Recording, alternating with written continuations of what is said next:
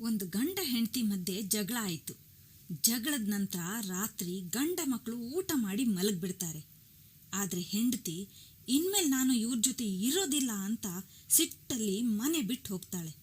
ಹೊರಗೆ ಬಂದಾಕಿಗೆ ಎಲ್ಲಿಗೆ ಹೋಗೋದು ಅಂತ ತೋಚದೆ ದಾರಿಯಲ್ಲಿ ನಡ್ಕೊಂಡೇ ಹೋಗ್ತಿದ್ದವಳಿಗೆ ರಸ್ತೆ ಬದಿಯಲ್ಲಿ ಒಂದು ತಾಯಿ ತನ್ನ ಮಕ್ಕಳಿಗೆ ತಿನ್ನೋಕೇನಾದರೂ ಕೊಡು ದೇವ್ರೇ ಅಂತ ಬೇಡ್ಕೊಳ್ತಿದ್ಲು.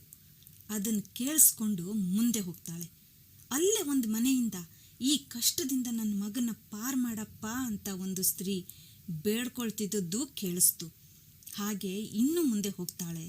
ಅಲ್ಲಿ ಇನ್ನೊಂದು ಮನೆಯಲ್ಲಿ ಒಂದು ತಾಯಿ ತನ್ನ ಮಕ್ಕಳಿಗೆ ಅಪ್ಪ ಎಲ್ಲೂ ಹೋಗಿಲ್ಲ, ಈಗ ಬರ್ತಾರೆ ಅಂತ ಅಳ್ತಿದ್ದ ಮಕ್ಕಳಿಗೆ ಸಮಾಧಾನ ಮಾಡ್ತಿದ್ದದ್ದು ಕೇಳಿಸ್ತು.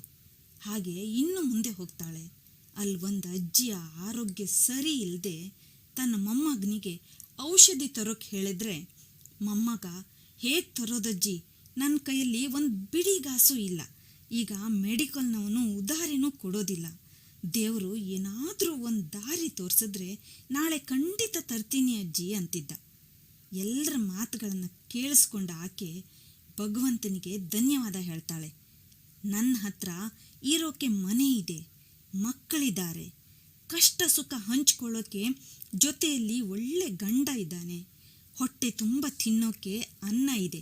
ಇಲ್ಲಿಯವರೆಗೆ ನನ್ನ ಕಷ್ಟನೇ ನನಗೆ ದೊಡ್ಡದಾಗಿ ಕಾಣ್ತಿತ್ತು.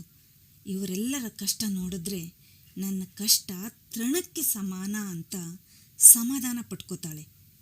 ಹಾಗೆ ಸ್ನೇಹಿತರೆ, ಜೀವನದಲ್ಲಿ ಕಷ್ಟಗಳು, ನೋವು, ನಲಿವುಗಳು ಇದ್ದದ್ದೇ.